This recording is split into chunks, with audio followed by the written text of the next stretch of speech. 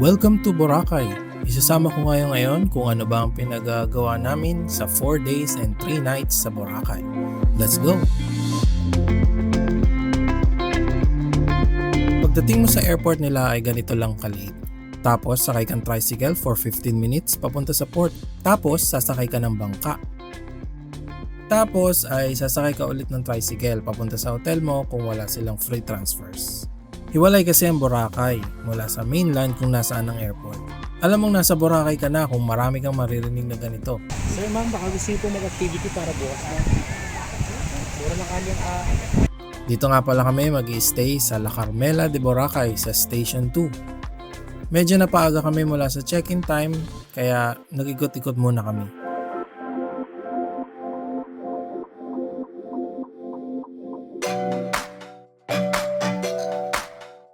Napakaganda ng beachfront ng Boracay at napaka-lively.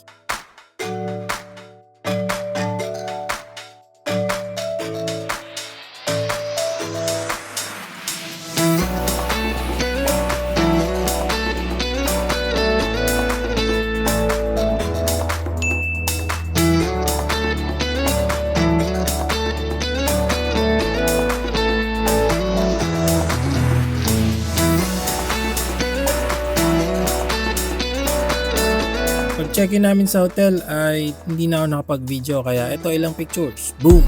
Boom! Ito yung labas, may pool, overlooking terrace, beachfront. Pa! Mas mura kapag nag-book ka sa kanila directly sa Facebook. Tulad ng lahat ng beachfront property sa Boracay, medyo marami lang talaga ang nag-iintay sa labas para alokin ka ng mga activities.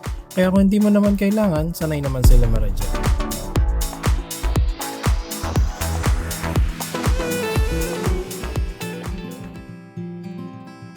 The next day, nag-almusal muna kami. May free breakfast sa La Carmela de Boracay Hotel. Medyo marami lang talagang tao dahil sabay-sabay yatang mag-activities ngayong 8 AM. Tulad namin. Ito yung ilan sa mga pagkain.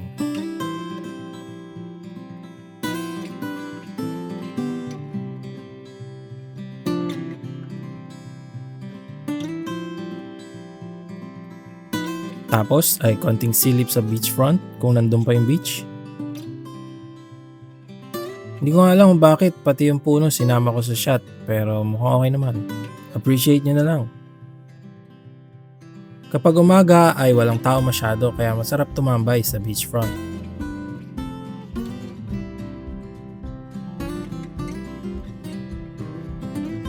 Kapag habagat o rainy season kasi ay nililipat ang water activities sa Bulabog Beach.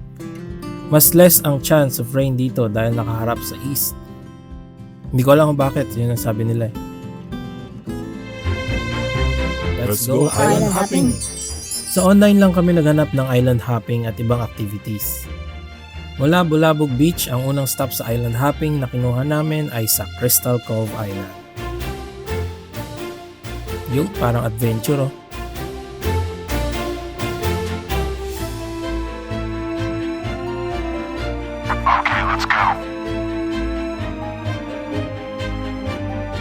Ito nga pala si Kuya Pao, tour guide namin. So each cove we will maintain 20 minutes at that time, and then the remaining 20 minutes that will be the picture taking, swimming, and then the walking going to cove. Okay? Are you ready? Let's go! Cove 1, here we are! Come on, let's go! Dalawa ang cove na pupuntahan namin, cleverly named Cove 1 at Cove 2. Pumunta muna kami sa Cove 1. Medyo matarik at madulas nga lang pababa dito pero kinaya naman kahit may mga senior citizens kaming kasama. Ang ganda ng natural pool sa ilalim ng cove. Siyempre hindi natin papalagpasin mag-swimming.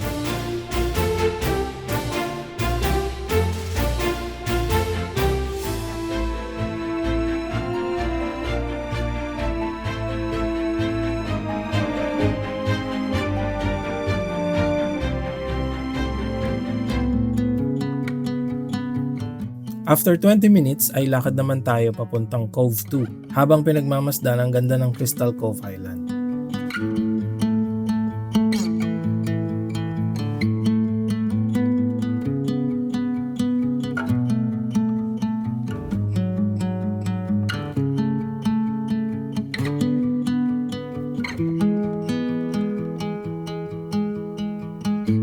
May mga caverns at cave entries dito kaya dapat may konting ingat.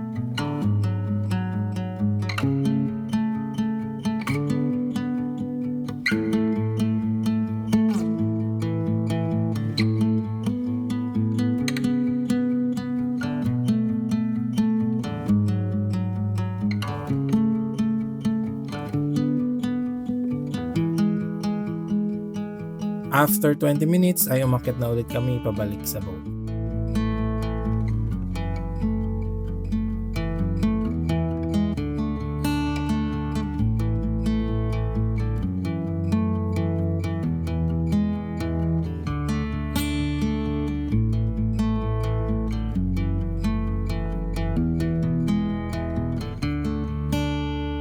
Next na pupuntahan natin ay ang Tambisaan Beach kung saan doon daw magla-lunch. May included buffet lunch sa island hopping activity namin.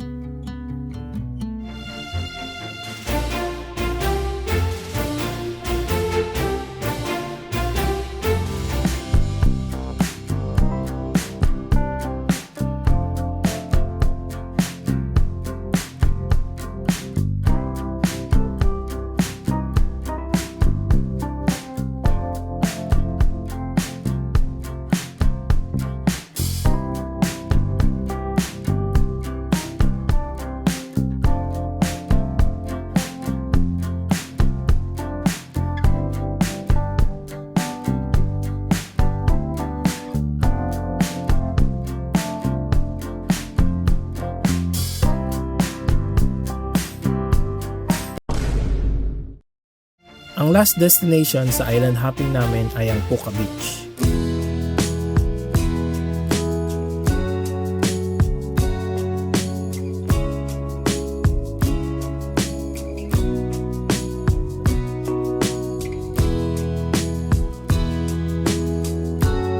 O baka gusto niyo ng activities. Anyway, ang Puka Beach ay isang tahimik na 800 meters stretch sa hilagang dulo ng Boracay. Sikat ito dahil sa buhangin nito na may halong shells.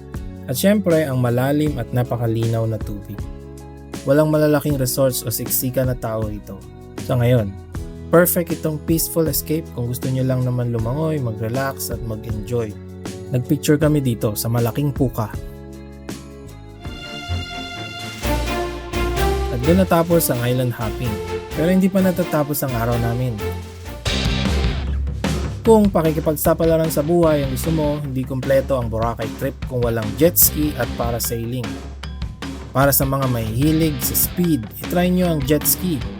Kahit first timer ka o walang lisensya, walang LTO dito, okay na okay lang dahil may magtuturo sa instructor.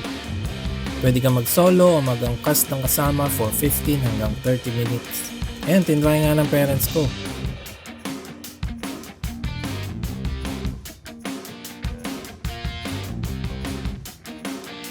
Tapos kung gusto nyo naman ng breathtaking aerial view ng buong isla at ng White Beach, parasailing is the key. Palili pa rin kayo na parang saranggola ng 100 to 150 meters sa taas ng dagat sa loob ng 15 minutes. Pwede itong solo, pwedeng tandem o kaya tulad namin tatlo kami. Super safe dito at guided kayo ng professional crew.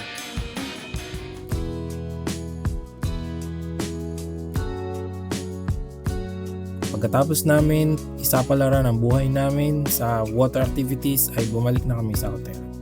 Naabutan namin na may nag-fire dancing.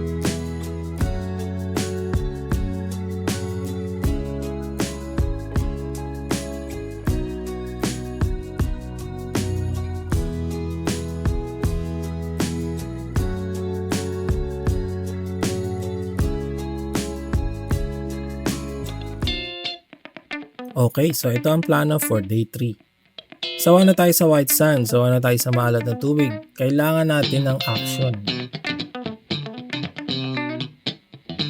ATV time! Kung akala nyo pure chill lang ang Boracay, nagkakamali kayo. Meron silang mga 4-wheelers na parang ready sumabak sa giyera. So ang setup, pagmamaneho tayo paakyat sa isang view deck. Mostly paved at patag naman ang dadaanan. Kung baliw kayo tulad namin na nag-ATV ng tanghaling tapat, magsuot kayo ng shades. sombrero at uminom palagi ng tubig.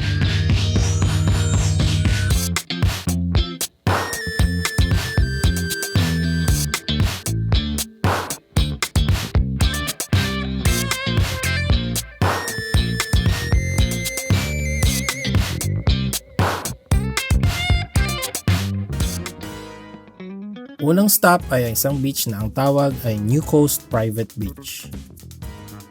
Bababa ka ng ilang steps ng hagdan at nandito ka na. Sobrang private dito at napakalinis. At picture perfect.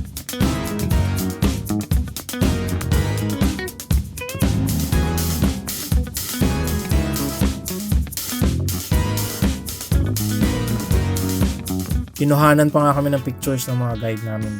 Ito, tsaka ito, tsaka ito. Boom, boom. Pagkatapos ay bumalik na kami sa ATV. Tip lang, huwag kayong mag-ATV sa tanghali, sobrang init.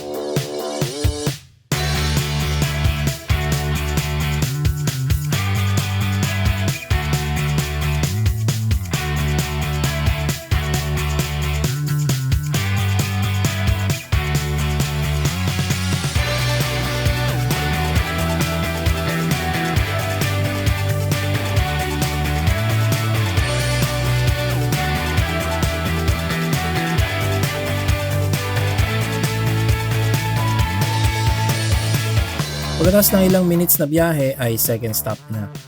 Lalakad ka ng kaunti sa napakagandang seaside, tapos makikita mo na ang next attraction.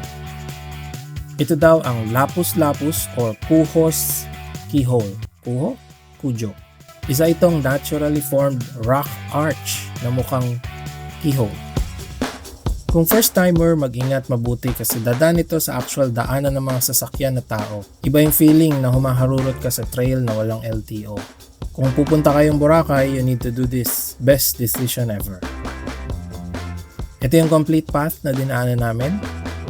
Ito daw yung tinatawag na helipad. Pero di ko sure kung landing nga ba talaga ng helicopter o feeling helicopter ka kasi kayo yung paikot-ikot. Ang ganda ng pictures though.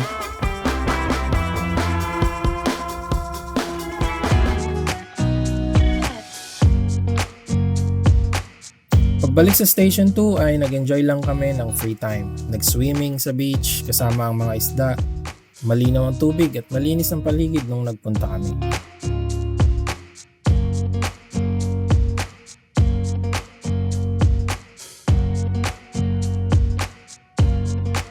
Sunod ay naghanap kami ng mga pasalubong sa tinatawag nilang D-Mall. Maganda sa mga shops dito ay halo-halo na ng origins ang mga souvenirs. Marami ka pang pwedeng gawin sa buong Boracay Island. Pwede ka mag-crystal kayak, mag-explore ng cave, mag-jet ski, maging ulam, maging kapitan, kumain sa mga themed restaurants, bumili ng toothbrush na 25 pesos. Kahit ano pa man ang trip mo, siguradong may babagay sa'yo dito sa Boracay.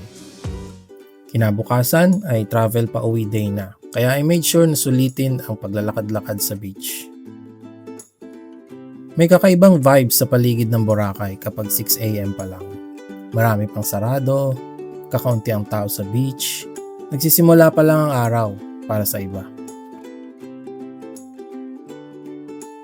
Ang Boracay ay isa sa mga award-winning beaches sa Pilipinas.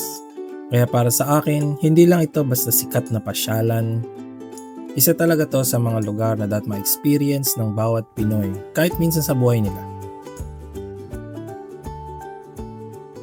Pangalawang punta ko na at whether chill beach walk, busog na buffet, buwis buhay na water sports, laging sulit ang pagod at gastos. Naalala ko dati yung tipong simpleng gala lang masayang masaya na. Kaya ngayon na-afford na natin sumakay sa eroplano. Minsan napapatingin ka na lang sa ulap, sabihin mo sa sarili mo, sino magkakakalang makakapunta ka sa isa sa mga sikat na lugar sa Pilipinas? Maaring normal lang at kayang bumalik-balik dito ng ibang tao sa Boracay, pero sa ating mga simpleng citizens lang, malaking achievement pumunta dito. Kaya kung hindi ka pa nakakapunta sa Boracay o sa lugar na matagal mo ng pangarap, mangarap ka lang.